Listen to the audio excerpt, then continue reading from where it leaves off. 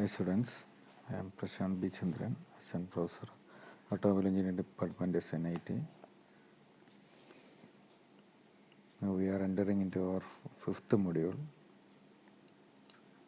In the fifth module, the first portion is press working. Okay, in that first we deal with sheet metal characteristics. Okay.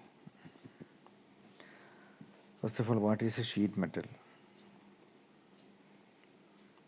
For making lightweight and versatile products like appliances, automobile bodies, cans, household utensils, etc., sheet metal is used. That is, thin metal sheets are used. Low carbon steel is most commonly used sheet material. It is also coarse material with good strength and formability. For aircraft and aerospace applications, sheet metals of aluminum and titanium are also used. From a large sheet of metal, a blank of suitable dimensions is cut and removed by shearing operation. This blank is then formed into various shapes by stretching and bending the sheet. Certain characteristics of sheet metal which are having important effects on the sheet metal forming are explained as follows. First one is elongation. The sheet metal is usually being stretched during sheet forming. High uniform elongation is desirable for good formability. That is, in order to make the sheet metals into our desired form, good formability or elongation is required.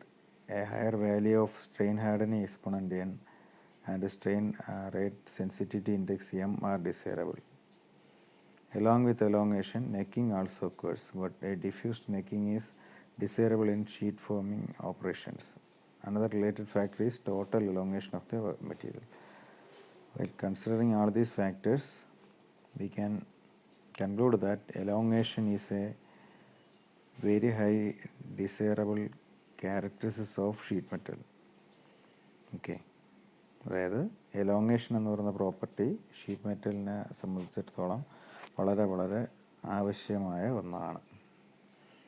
Second one is yield point elongation. That is, in case of low carbon steels, they exhibit a behavior called yield point elongation. Aluminum and magnesium alloys also exhibit this behavior. Once the material yields, the sheet stretches more in certain regions, while in other regions, sheet has not at all yielded. That is, while stretching this sheet metal, at some portions elongation will be higher and then other portions elongation will be lower. This yield point elongation is also a desirable characteristics of sheet metal. Next one is anisotropy. Another important factor that influences sheet metal forming is anisotropy of the material. This is the property by which the material exhibits different behaviors in different planar directions, which can be reduced or eliminated by annealing. അതായത് anisotropy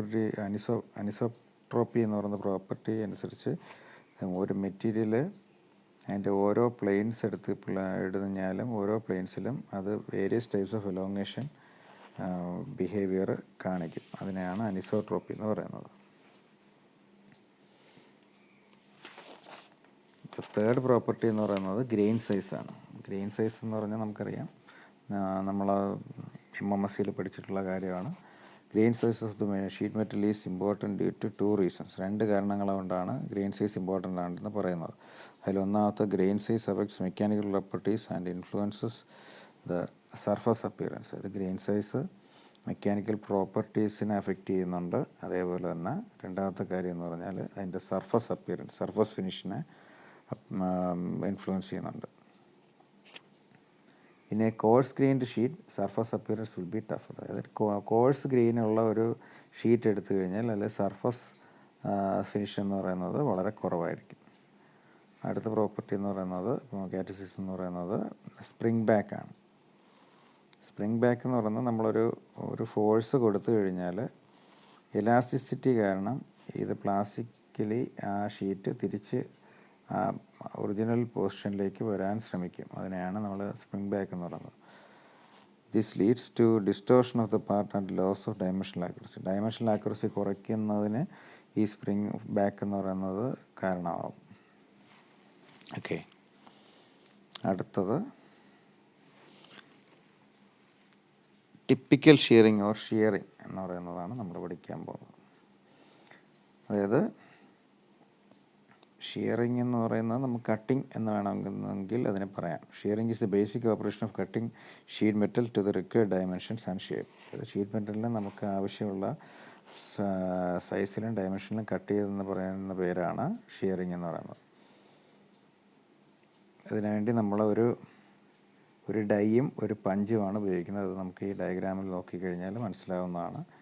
ആദ്യമേ sheet metal ഡൈയുടെ പുറത്ത് വയ്ക്കുന്നു, എന്നിട്ടൊരു punch വെച്ച് ഒരു cutting force പഞ്ചിൻ്റെ മേലെ apply ചെയ്യുമ്പോഴത്തേക്ക് ഇതിൻ്റെ ആവശ്യമായ ഡയമെൻഷനിൽ അത് കട്ടായി വരും. During the shearing process initially cracks are formed on the top and bottom edges of the work piece. അതായത് വർക്ക് പീസിൻ്റെ ടോപ്പിലും ബോട്ടമിലും ക്രാക്സ് ഫോം ചെയ്യുന്നുണ്ട്. അതാണ് ഇവിടെ നമ്മൾ പോയിൻ്റ് ചെയ്ത് 1, 2, 3, 4 ഇങ്ങനെ കാണിക്കുന്നത്. അതിൽ 1 and 3 cracks are formed on the top side and 2 and 4 cracks താഴെ ബോട്ടം സൈഡിലും ഫോം ചെയ്ത് വരുന്നുണ്ട്. ഷിയറിംഗ് പ്രൊസീസ് ഷിയറിംഗ് തുടങ്ങുന്ന സമയത്ത് the point 1 and 2 moves towards each other and meats so does the points 3 and 4. അതായത് ആദ്യമേ 1ഉം 2ഉം ഒരുമിച്ച് മൂവ് ചെയ്യും, അതേപോലെ 3 and 4 ഒരുമിച്ച് മൂവ് ചെയ്യും. This leads to separation of materials and creation of a hole on the work piece. ഇത് എന്തിന് കാരണമാകുമെന്ന് പറഞ്ഞാൽ ഒരു സെപ്പറേഷൻ, മെറ്റീരിയൽ സെപ്പറേറ്റ് ആവും, അങ്ങനെ ഒരു ഹോൾ അവിടെ ഉണ്ടാവും. Typical application of shearing process to cut large sheets into smaller sections of for subsequent press working operations. Press working ഓപ്പറേഷൻസിൽ ഈ വലിയ ഷീറ്റുകൾ കട്ട് ചെയ്ത് ചെറിയ ഷീറ്റാക്കി മാറ്റുന്നുണ്ട്. Based on shearing process there are several operations performed on sheet metals. അതായത് താഴെ പറയുന്ന ഒരുപാട് ഓപ്പറേഷൻസ് നമുക്ക് ഷീറ്റ് മെറ്റലിൽ ഷിയറിംഗ് വഴി ചെയ്യാം. First one is blanking. The process of cutting metal along A closed outline in A single step. അതായത് ഒരു square മാതിരി ഒരു ക്ലോസ്ഡ് ഔട്ട്ലൈനുള്ള ഒരു സംഭവം ഒരു സിംഗിൾ സ്റ്റെപ്പിൽ കട്ട് ചെയ്തെടുക്കുന്നതാണ് ബ്ലാങ്കിങ് എന്ന് പറയുന്നത്. Here the part cut out from the sheet is called blank and it is the decide product and the remaining portion is discard. അതായത് ഇപ്പോൾ നമ്മൾ ഈ ഡയഗ്രാം കൺസിഡർ ചെയ്ത് കഴിഞ്ഞാൽ അതിനകത്ത് കട്ട് ചെയ്തെടുത്ത പോർഷന് പറയുന്ന പേരാണ് ബ്ലാങ്ക്. ഇതാണ് നമുക്ക് ആവശ്യമുള്ള പോർഷൻ. മറ്റേ സ്ട്രിപ്പ് എന്നല്ല സ്ക്രാപ്പ് എന്ന് പറയുന്നത് നമുക്ക് ആവശ്യമില്ലാത്ത പോർഷനാണ്. Second one is punching. Punching is similar to blanking except that part cut and separated is discarded. പഞ്ചിങ്ങും ബ്ലാങ്കിങ്ങും സെയിം ആണ്. ഇവിടെ കട്ട് ചെയ്തെടുക്കുന്ന പോർഷൻ നമ്മൾ സ്ക്രാപ്പായിട്ട് കളയുകയും ചെയ്യും. അത് റിമൈനിങ് ആയിട്ട് ആ ഹോൾ വരുന്ന പോർഷനാണ് നമ്മൾ യൂസ് ചെയ്യുന്നത്. That is A difference between blanking and punching. പിന്നെ അതേപോലെ ഓരോ ഓപ്പറേഷൻ സ്ലോട്ടിങ്, പെർഫോറേറ്റിംഗ്, സെമി നോച്ചിങ് ഇങ്ങനെയുള്ള ഓപ്പറേഷൻസൊക്കെ, കട്ട് ഓഫ് ലൈൻ, നോച്ചിങ്, ഇതെല്ലാം നമുക്ക് ഈ ഡയഗ്രാം നോക്കിയാൽ മനസ്സിലാവുന്നതാണ്. സ്ലോട്ടിങ് എന്ന് പറയുന്നത് റെക്റ്റാങ്കുലർ ഹോൾസ് പ്രൊവൈഡ് ചെയ്യുന്നതിനാണ് സ്ലോട്ടിങ് എന്ന് പറയുന്നത്. പെർഫോറേറ്റിംഗ് എന്ന് പറയുന്നത് നമ്പർ ഓഫ് ഒരേ കണക്കുള്ള ഒരുപാട് ഹോൾസ് പ്രൊവൈഡ് ചെയ്യുന്നതിന് പെർഫോറേറ്റിംഗ് എന്ന് പറയുന്നത്. Notching is another kind of shearing process by which piece of metal of various shapes are removed from the edges. എഡ്ജിലുള്ള പീസ് ഓഫ് മെറ്റലിനെ റിമൂവ് ചെയ്യുന്ന പറയുന്ന പേരാണ് നോച്ചിങ്. സെമി നോച്ചിങ് എന്ന് പറയുന്നത് which removes a portion of metal from the interior of sheet to create a part of the blank outline. ബ്ലാങ്കിൻ്റെ outline ഉണ്ടാക്കാൻ വേണ്ടി അതിനകത്തുനിന്ന് കുറച്ച് പോർഷൻസ് കട്ട് ചെയ്ത് മാറ്റുന്നതാണ് ഈ സെമി നോച്ചിങ് എന്ന് പറയുന്നത്.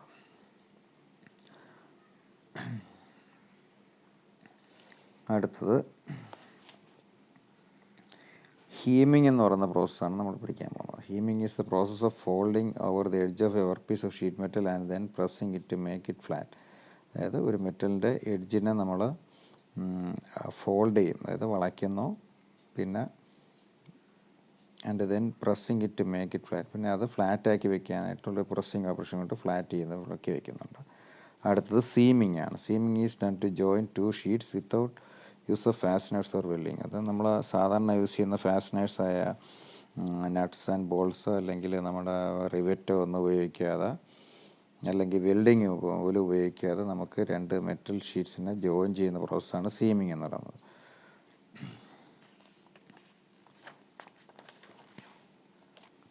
അപ്പോൾ ഇത്രയും പ്രോസസ്സാണ് നമ്മൾ ഇതിനകത്ത് പഠിച്ചത്.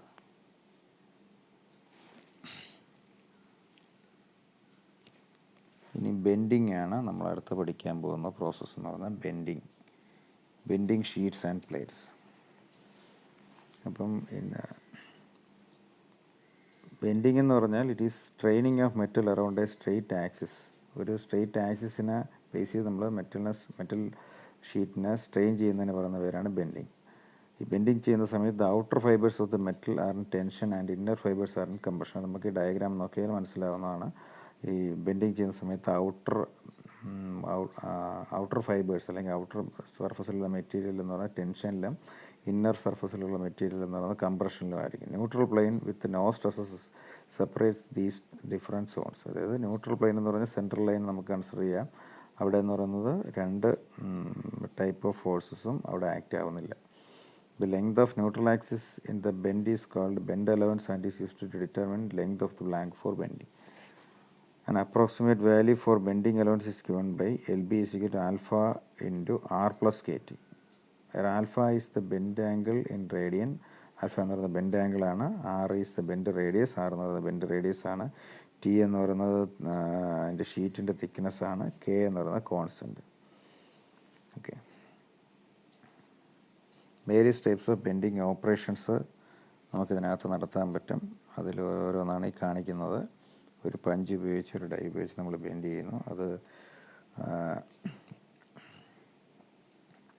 എഡ്ജ് ബെൻഡിങ് നടത്താൻ പറ്റും. Here sheet metal is held in position by the application of force by the pressure pad.